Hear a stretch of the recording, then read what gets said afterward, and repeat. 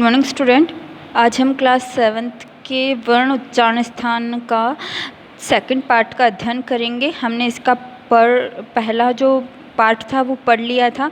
अब हम इसके इस पार्ट में जो है कौन कौन से उच्चारण स्थान हैं उनके बारे में पढ़ेंगे और उनसे कौन कौन से वर्णों का उच्चारण स्थान होता है वो हम इस आगे वाले पार्ट में पढ़ेंगे, इस सेकंड पार्ट में।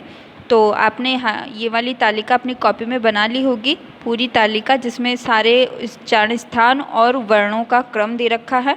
अब हम आगे पढ़ेंगे कि कंठ जो है, कंठ का जो उच्चारण स्थान है उसमें से कौन कौन से वर्णों का उच्चारण होता है।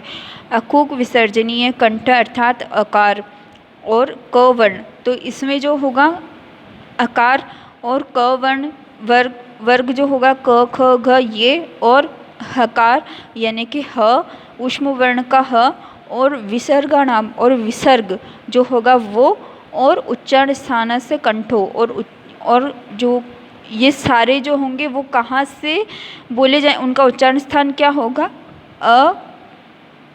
और उनका उच्चारण स्थान होगा कंठ, यानी कि आ, और ये तो हो जाएंगे स्वर में, और विसर्ग में जो होंगे स्पर्श व्यंजन जो कि 25 होते हैं, उसमें से जो क वर्ग होगा उस क वर्ग का पूरी लाइन, और ऊष्म वर्ण का है, और विसर्ग अयोग वाह का विसर्ग, और ये सब का उच्चारण स्थान होगा कंठ है। फिर तालु में होगा स्वर का ई, और स्पर्श व्यंजन का जो च वर्ग होगा वो अंतस्थ वर्ण के होंगे य, और ऊष्म वर्ण का हो जाएगा श। तो इनका जो उच्चारण स्थान है वो क्या होगा, जो होगा इनका उच्चारण स्थान होगा वो होगा तालु, जिसको कि हम तालव्य भी कह सकते हैं। इसका उच्चारण स्थान यहाँ पे आपको जो है वो दे रखा है, उसमें थोड़ी सी यहाँ पर क्या हो जाएगा तालु, और मूर्धन्य में आ जाएगा मूर्धन्य, तो आप इसको सही कर लेना कि इस तरह से यहाँ पे हो जाएगा। फिर दंत का उच्चारण स्थान में होगा री, और त वर्ग की पूरी लाइन, जैसे त थ द ध न, तो ये जो होगी ये पूरी लाइन का उच्चारण स्थान क्या हो जाएगा दंत, यानी कि दांतों के से जो है इनका उच्चारण होता है। और ल जब हम बोलते हैं तो दांत से हम जीभ को टच करते हैं, इसलिए ये हो जाएगा दंत से। फिर हो जाएगा ऊष्म वर्ण का श, इनका उच्चारण स्थान क्या हो जाएगा दंत। फिर ओष्ठों का हो जाएगा ऊ स्वर के अंदर तो हो जाएगा ऊ, फिर स्पर्श व्यंजन के अंदर हो जाएगा प वर्ग, और फिर अयोग वाह में हो जाएगा प और फ। तो इस तरह से इसका उच्चारण स्थान हो जाएगा, इन सभी का उच्चारण स्थान हो जाएगा ओष्ठ है। फिर आता है नासिका, तो नासिका में हो जाएंगे स्पर्श व्यंजन का ण म ण, ये हो जाएगा नासिका से। फिर इसका अयोग वाह में इसका हो जाएगा अनुस्वार, इनको हम कहाँ से बोलते हैं नासिके से, तो इसका उच्चारण स्थान हो जाएगा नासिके। फिर कंठ तालु में हो जाएगा स्वर में हो जाएगा ए, और इसके अलावा और कोई भी शब्द जो होते हैं वर्ण जो होते हैं वो नहीं बोले जाते हैं कंठ से, तो ए और ए ही क्या होगा कंठ से। कंठ और ओष्ठ दोनों से मिलकर के बोले जाने वाले हैं ए और ए। फिर होता है कंष्टोष्ठो, तो ओ और ओ ये मिलकर के बनते हैं कंठ तालव्य, कंठ से यानी गले से, और तालव्य से यानी हमारे मुंह के जो बीच का हिस्सा है वहाँ से। फिर होता है दंतोष्ठो, तो इससे बोला जाता है केवल व, तो दांतों से और होठों से केवल व बोला जाता है। फिर इसके बाद में होता है जिहा मूल्य, तो इसमें हो जाएगा क और ख, तो ये हो जाएगा जिहा मूल्य। इस तरह से जो है ये इनका सभी का मैंने आपको बता दिया है, ये सभी को मैंने आपको इसी चार्ट में समझा दिया है। तो इस तरह से आपको इनकी डेफिनेशन भी लिख लेनी, और आप ऐसे लिख लेना कि कंठ और इसके अंदर जो भी शब्द आने वाले हैं वो यहाँ से, वर्ण जो आने वाले हैं उन वर्णों को यहाँ से उतार के एक यहाँ पर लिख लेना। तो इस तरह से आपकी ये डेफिनेशंस कंप्लीट हो जाती है। अब हम इसके क्वेश्चन आंसर्स करेंगे। अभ्यास कार्य अधोलिखित व्यंजनेषु स्वर्णानाम संयोग कुरुत, यानी कि स्वराणाम संयोग कुरुत, नीचे लिखे व्यंजनों में स्वरों को जोड़िए, यानी कि आपको इनको स्वरों को जोड़ करके लिखना है। तो प और अ मिलकर के बन जाएगा प, न और ऊ मिलके बन जाएगा छोटे ऊ वाला नू, फिर है और अ मिलकर के बन जाएगा ह, हे, ऊपर मात्रा लग जाएगी हे। फिर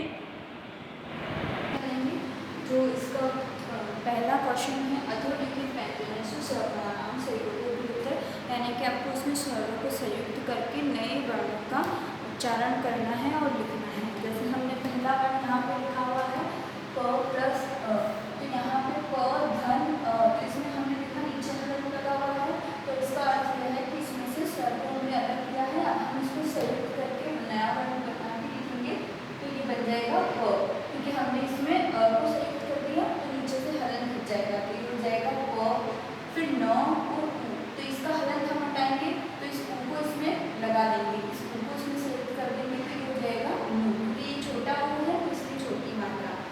फिर ह धन ए, तो ये हो जाएगा हे, ये बन जाएगा हे, क्योंकि इसमें एक ही मात्रा लगेगी, क्योंकि इस वाले ए में एक मात्रा लगती है और इस तरह के ए में दो मात्राएं लगती है। तो हमारे यहाँ एक ही ए, ये ए सिंपल में लिखा है तो इसकी एक ही मात्रा लगती है, तो इस तरह से हमने एक मात्रा लगा दी। फिर इसके बाद में ध उ, तो ये बन जाएगा धू, इसमें बड़ी उ की मात्रा लग जाएगी। हमको करना क्या है, इन व्यंजनों के अंदर इन स्वरों को मिला करके लिखना है। फिर ये बन जाएगा झ और ओ, तो ओ नाम की स्वर को हमने इसमें मिक्स मिलाया तो ये बन जाएगा झो।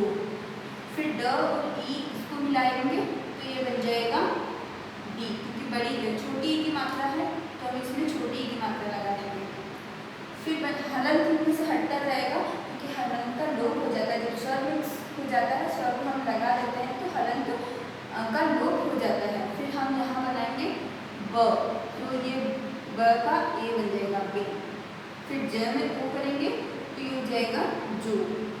फिर ये बन जाएगा न और ए का बन जाएगा ने, इसमें डबल मात्रा आ जाएगी क्योंकि यहाँ पर ये बड़ा वाला ए हमें दिया हुआ है। फिर थ और आ का बन जाएगा था, इसका बन जाएगा था। फिर श और री का बन जाएगा श्री, तो ये बन जाएगा श्री श्र। फिर द और ई का बन जाएगा, बड़ी ई की मात्रा आ जाएगी दी। फिर क और ओ का बन जाएगा को। फिर च और आ का बन जाएगा चा। इसी तरह से आगे के शब्द हैं ख और ए का बन जाएगा खे, इसमें डबल मात्रा आ जाएगी। ग और री का बन जाएगा, इसमें नीचे बड़ा ई री दे रखा, एक री तो होता है केवल ये और एक री होता है ये वाला, तो यहाँ पर हमें जो दिया हुआ है वो बड़ा वाला दिया हुआ है, इसलिए हमने क्या किया इसमें डबल मात्रा नीचे लगा दी। फिर इसके बाद में होता है ये घी, क्योंकि आपके घी में बड़ी ई की मात्रा है तो यहाँ बड़ी हो जाएगा। फिर छ और का बन जाएगा छू, छोटी की मात्रा छोटू की मात्रा आ जाएगी। श और अ का मिलकर के बन जाएगा केवल श, क्योंकि हम इसमें यहाँ पर केवल अ दिया हुआ है तो अ इसमें ये पूर्ण हो जाएगा, बस ये हलन का लोप हो जाएगा। फिर भ और ई का बन जाएगा, छोटी ई की मात्रा आ जाएगी, इसमें ये जाएगा। इस तरह से इसका पहला क्वेश्चन पूरा हो गया है। हमने क्या किया है कि व्यंजन जो थे उसके अंदर स्वरों को मिला करके और उनको लिख दिया है और हलंत का इसमें लोप कर। सेकंड क्वेश्चन करेंगे। इस सेकंड क्वेश्चन के अंदर आपको क्या करना है कि आपको वहाँ पे व्यंजन दिए हुए हैं और उनमें से आपको स्वर को अलग करके लिखना है। पहले वाले प्रश्न में हमने क्या किया था कि जो स्वर अलग थे उनको व्यंजन के साथ में जोड़ करके लिखा था, और इसमें जो व्यंजन है उनमें से स्वरों को अलग करके आपको लिखना है। तो इसका पहला है कि शे, तो शे में से आपको अलग करना है, तो श में से श हो जाएगा, इसके नीचे हलंत लगेगा और ए के लिए ये एक मात्रा ए निकल जाएगी। फिर प में से प के नीचे हलंत लग जाएगा और ये ई अलग कर देंगे, क्योंकि छोटा ई है तो इसलिए हम छोटा ई ही लिखेंगे। ह तो है यहाँ आ जाएगा और इसमें अ अलग हो जाएगा और इसके नीचे हलंत लग जाएगा, क्योंकि हमने इसमें से स्वर को अलग किया है तो इसलिए यहाँ पे अ लग जाएगा। फिर आता है धा, तो धा में ध और इसके नीचे हलंत लग जाएगा, क्योंकि हम इसमें से स्वर अलग कर रहे हैं और आ का जो है स्वर अलग लग जाएगा। फिर स में नीचे हलंत लग जाएगा और जो ई है उसको हम अलग करके लिखेंगे। फिर तो को अंदर हम त करेंगे, इसके नीचे हलंत लिखेंगे और ऊ, तो ऊ का यहाँ पे ग। तो ग यहाँ पे ग आ जाएगा, इसके नीचे हलंत आ जाएगा और इसके नीचे डबल मात्राएं हैं, तो यहाँ पे हम ये वाला बड़ा ए लगाएंगे। फिर जू, तो जय हो जाएगा यहाँ पे और यहाँ पे आ जाएगा ऊ, तो क्योंकि यहाँ पे बड़ा ऊ है तो हम यहाँ पे बड़ा ऊ लिखेंगे। फिर बो, तो बो का ब हो जाएगा और ओ को हम अलग कर देंगे, तो इस तरह से हो जाएगा ये। फिर क हो जाएगा, इसके नीचे हलंत आ जाएगा, फिर ओ की मात्रा इसमें आ जाएगी।